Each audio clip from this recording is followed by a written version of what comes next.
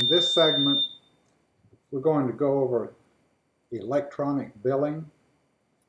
CASELODE has been providing electronic billing since the late 90s, and we have formats for LEDES, Chubb, Mutual, State Farm, ESIS, Litigation Advisor, MMIC, Travelers, and about 10 more. We have firms and insurance defense, and it's just about a requirement now to bill electronically. There's a two-page document that goes over setting up your system to accommodate electronic billing. One of them instructs you to go into the control file and the AP1 tab and to insert your federal tax ID number. This is not used on all formats, but it could be that you're using one that would require it. You also need to go into your Timekeeper file. So we'll go into File Maintenance and Timekeepers. And for each of your Timekeepers that bill on an electronic file, you need to insert the LEDES category if you're doing LEDES, such as pardoner, paralegal, off-counsel, etc. So make sure each one of your Timekeepers is properly coded if you're doing LEDES. Then you need to be sure to set up the appropriate activity codes. And whoever you're supplying your invoices through for approval will furnish you with a list of required codes. And these consist of activity codes that begin with an A, and expense codes that begin with an E, and litigation codes that begin with L.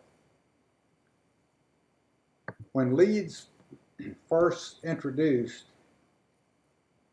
it was to be a standard for all firms using this particular format.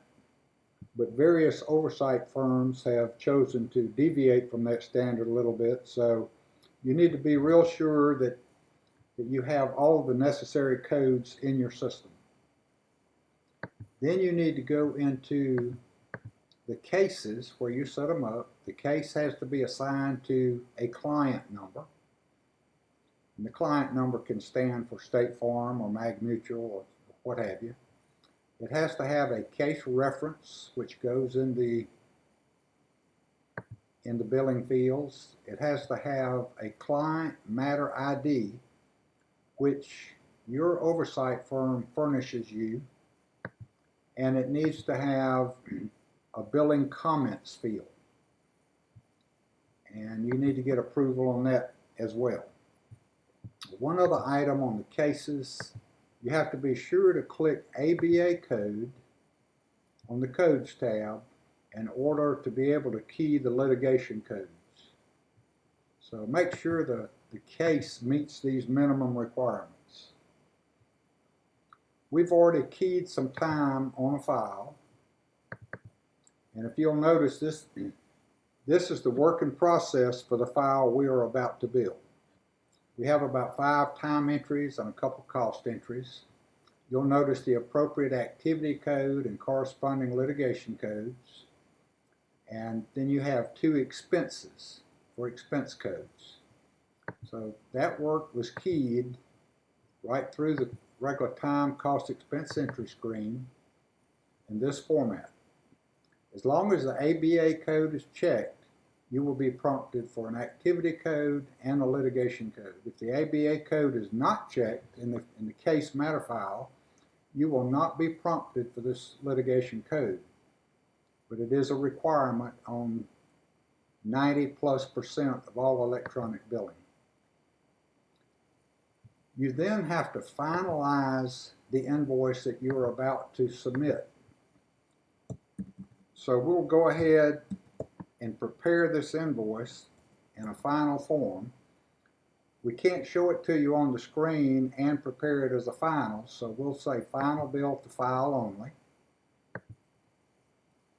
And the cutoff date is today, and it posted that invoice. Now we need an invoice number in order to be able to submit the LEDES bill. You would have the invoice if you printed it, which would bear the invoice number, but we're going to go back in the activity inquiry and click on Bill Transactions and just scroll down just to obtain our invoice number. Our invoice date is today, so our number is 9000013. So then we will go into Data, Time and Billing, Periodic Processing, and Export Bills to ASCII. This is the one used for probably 95% of all electronic billing. You simply tell it you want to export by invoice, put in the invoice number that you're going to export, and then you specify an output destination path. If you have a folder, a one-word folder set up on your system like ST Farm for State Farm, you can send it to either your local drive with that folder name or a network drive, or you can just send it like we're doing in our case to the C drive itself. The template or parameter file name we're going to use in this case is LEDES.txt. All of the templates come standard in your data folder. So you can use this magnifying glass to search for the template you may need. It may be LEDES, it may be Litigation Advisor, but you have to specify the right template. You tell it to export now. It will confirm the invoice that you're exporting, and it'll let you know when the generation is complete. At that point, you can go to your C drive, just go into My Computer, and click on the location that you output the LEDES file to. In our case, we're running 1 to 7, which doesn't show text files, so we just click on Compatibility Files. And here's our file that we output in the LEDES format.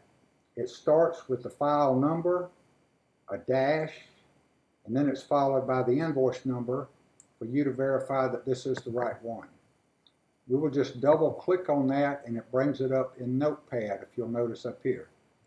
This is the LEDES1998B header, and then each item is identified with the date, the invoice number, the client number, the file number, the total amount of the invoice, and then the breakdown of each item on the invoice. For instance, this was a fee transaction as opposed to an expense transaction, the number of units, the rate, the date, the litigation code or expense code, the activity code, the timekeeper, the narrative,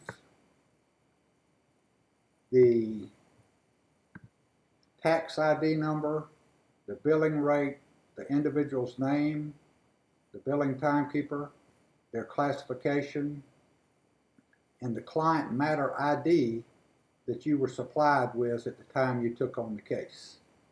So once you know where the file is on your computer, then you go into the software from the professional oversight firm to submit it to their system for approval. The most common reasons for a reject are improper use of activity or litigation codes or the absence thereof, or block billing. They do not allow you to bill travel and a deposition in the same time entry. You would have to break it down into multiple time entries.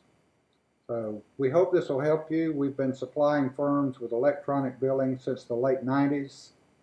Once you set it up and get going, it generally flows very well. Your bills tend to get paid a little faster than they would by mail. But if you have any questions or need help, please give us a call at Morningstar Technology, 864-346-4486. Thank you.